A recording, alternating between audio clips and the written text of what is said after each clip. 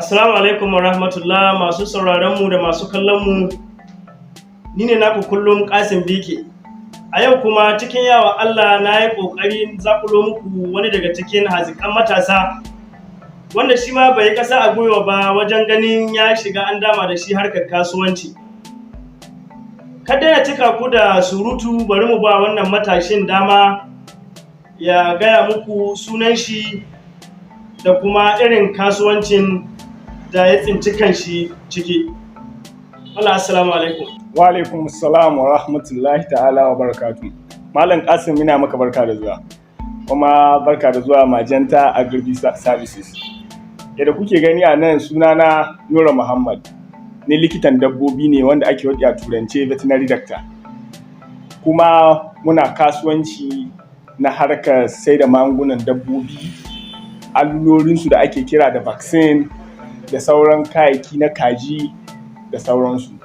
Wanga shagon namu yana nan akan titin Rafina Tiku wanda ake kira da Liman Zangina Road a turance a anguwan Majalisa kafin ka kai Rafina Tiku masallacin Malam Abbas Jiga. To likita, abin ga vaccine dai kuke sayarwa ko kuma a'a hadda wasu kayan harkar gona kuna hadawa? To a nan wanga shagon abu mai yawa wanda muke sayarwa shine magunguna na allurori na dabbobi. In nace dabbobi ina nufin kamar shanu, awaki, tumakai da kuma tsuntsaye, kamar irin su kaji da sauran tsuntsaye wanda da ake zama da su cikin gida, irin su zabbi da mai sunan tsuntsuwar gami baje gashinta, dawisu, yawa da su aku. Duk magungunan da ake yawan ba kaji ana iya ba su shi. Masha Allah. To duk muna da irin wannan kayayyakin anan. Masha Allah. To yanzu likita, kila mai sauraro zai sanya yanzu ga kai ka karanci harkar likitanci. Na'am. Kuma sai ya yi tunanin to ya an kai gashi kuma ka tsinci kanka ka zama ɗan kasuwa yanzu. To ka san ina an ka fara? To ka san al'amuran da abinda ake ce ma dream a turance da shi ake farawa. To gaskiya ba ni kadai ba, tare da wani abokina wanda ake ce ma Dakta Armiya'u. Masha Allah. Tun muna makaranta wato can jami'a. Muna aji 5 mun ka fara wannan tunani na cewa to idan mun ka gama karatu me ya kamata mu fara da shi. Masha Allah. Sai ya nuna min shi ma yana da interest akan abin. Sai mun ga ce to ho mu yi haɗaka daga nan sai mu fara daga nan. To tun daga makaranta university aji 5 muna aji 5 lokacin. An ka fara incubating ideas din yadda abubuwan za su kasance. Har ma mun ka samu mun ka zauna mun ka ce to wani suna za mu bata. Sai muka ce to bari mu ba sunan kasuwancin namu Magenta Agri Services. Magenta kala ne, ba wani suna bane, cikin kaloli ne da akwai. Daga yana mun ka tsinta sunan kala, mun ka bata suna Magenta. Idan kasuwancin naku ya samu asali ne tun kuna karatu. Sosai. Sosai. Yanzu likita, kamar akwai masu sha'awar shigowa irin wannan kasuwancin naku. Akwai waɗanda already suna cikin wannan kasuwancin. Kila suna buƙatar ne su ƙara hazaƙa ko kuma su yi improvement a turance.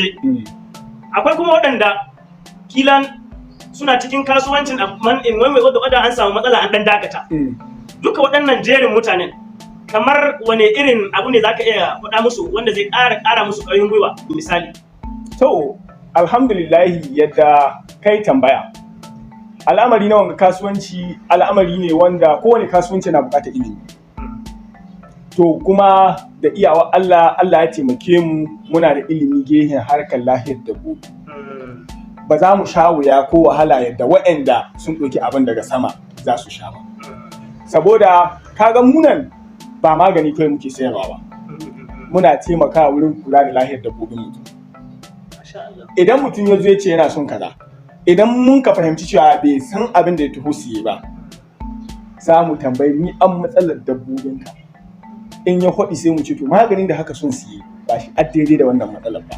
Sai mu yi kokari mu bashi wanda ake. Na shi abin da ya ƙara babbanta ku waɗanda sun ka ɗauki kasuwancin daga sama kawai. Sosai. Kaga in ya tahi shi da kai ne zai dawo ya ce ai ya ji daɗin abin da muka yi. Kaga daga nan zai gaya mu wani in ya ji wani na da wannan matsalar. To yana ɗaya daga cikin bambancin mu da su. Yana ɗaya daga cikin challenges ko kuma ƙalubale da su waɗanda ba su da ilimi akan al'amarin za su fuskanta. Shi yasa yana da kyau ko da sun shiga kasuwancin akwai muna da yara matasa wanda sun ka karanci abin ko ba wanda sun kai likitanci ba irin yan animal health wanda ke taimaka ma likitoci wanda su ma suna dan ilimi akan abin su ɗauke su aiki su ma za su dan lura da shagon kuma za su taimaka wurin yin ba mutane magungunan da ya dace. Masha Allah, yanzu likita yanayin kasar tamu sai kaga mutum ya karanci ma medicine ko kuma wani professional course in civil engineering da sai sauransu. A ga an gama karatu amma kuma babu sana'a. Kamar yanzu misali na ji ka ba da misali da masu karatun animal health waɗanda a mataki na harkar dabbobi da kula da su na san ba su kai kila vet ba sanin ainihin abin da nan.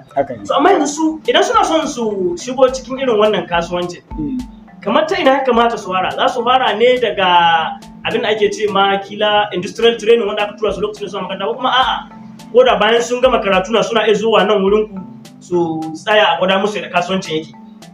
To, ka san shi lamarin kasuwanci kaɗan-kaɗan ake fara. Haka ne. Sannan kuma ko kaɗan-kaɗan da za ka fara ɗin dole sai kana da jari kenan. Duk abin da za ka fara duk yadda ka tara ilimi ne a cikin ƙwaƙwalwarka in babu abin da za ka fara da shi ban cewa aikin banza na gaba ɗaya amma dai kamar dai baka ma kama mataki ko wani iri ba. Na ɗaya dai su sami kuɗi na farawa. Duk yadda yake in ka fara kaɗan-kaɗan Allah ya samu abin albarka daga nan za ka ɗora. Kana cikin yi za ka ci gaba da samun experience ne ake kiran shi ma da Hausa za ka ci gaba da samun ƙwarewa akan al'amarin.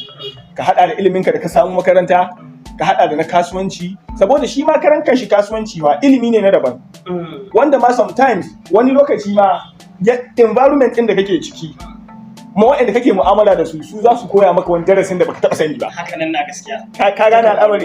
Na ɗaya abin da zan iya cewa a nan ƙwaryan su ce su samu kuɗi tukuna na farawa. Ai kuma ma ba wai mun cimma kuɗin bane nemo su mun kai mun ka fara. Shine a shawarar zan iya ba su. Idan sun ka same shi sun ka fara to daga nan ilimin zai kama shigowa kaɗan da kuma suna yawan tambaya abubuwan ke tafiya zai taimaka musu bari. Yanzu likita wani zai ga shago ya cika akwai komi. Bai san ainihin kalubalen da an ka sha ba a hanyar ya kasance an kawo an cimma ga nasara. Gaskiya ne. Ko da kalubale cikin wannan ta kasuwanci? Shi kalubale da kake gani a rayuwa ta dan adam ba a barin fuskantar wayannan kalubale. Saboda ko mai gidan Dangote. Har yanzu yana cewa duk Afirka to har yanzu cewa yake bai da kuɗi. Yana cewa kalubale ne rashin jari. Na yin wasu abubuwa to bale mu kaga har yanzu muna iya ce maka muna buƙatar jari yana ɗaya daga cikin ƙalubale dan ba mu ki a ce ka taho wurin ga kai malam kasu ka ci buhuwan abincin kaji karshe ban ce maka ga store ina can ina da buhu yanzu ina fahimta kenan akwai wani government grant kenan tallafi wanda gwamnati ga wasu kuna buƙata sosai to da ƙarshe likita wani irin kalaman ƙwarin gwiwa za a faɗa ma matasa waɗanda ya kasance ga su zaune amma babu aikin yi waɗanne irin matsayinka na yanzu ka shiga cikin kasuwanci waɗanne irin kalaman ƙwarin gwiwa za ka ƙara faɗa ma matasan wanda zai ƙarfafa su ga sun tashi su ma sun ciri tuta.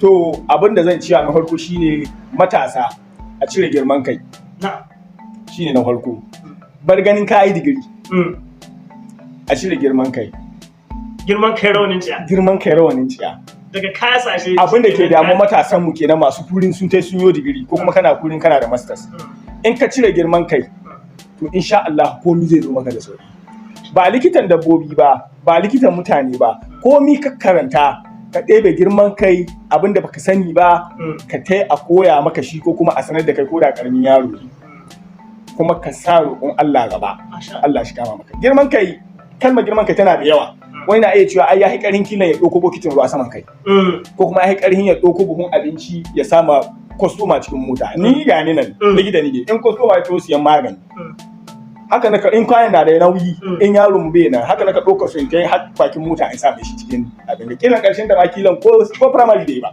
ko kuma secondary ba to a cire wannan girman kai zai taimaka maka gaskiya wurin ganin ka samu ci gaba a rayuwarka gaba daya sannan kuma in ka fara kasuwanci za ka ga komai kana iya da kanka ba sai ka ce dole ko kuma ga abu ne shi a walakantar da kai akwai abin da a walakantar da kai akwai da ba walakantar da kai ba amma dai a cire girman kai. Masha Allah likita muna godiya kwarai da gaske kamar yadda ku gani yau ga mu cikin kwarar garin birnin Kebbi inda muka yi kicibis da wani matashi mai jini a jika wanda ya riga shiga cikin harkar kasuwanci ta sai da maganunukan abinci da kuma wasu harkar gona da dai sauran wasu abubuwa ni ne naku har kullum QaseemBk. Ku ci gaba da bibiya ta.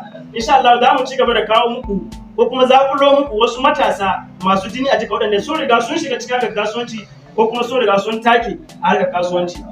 Assalamu alaikum.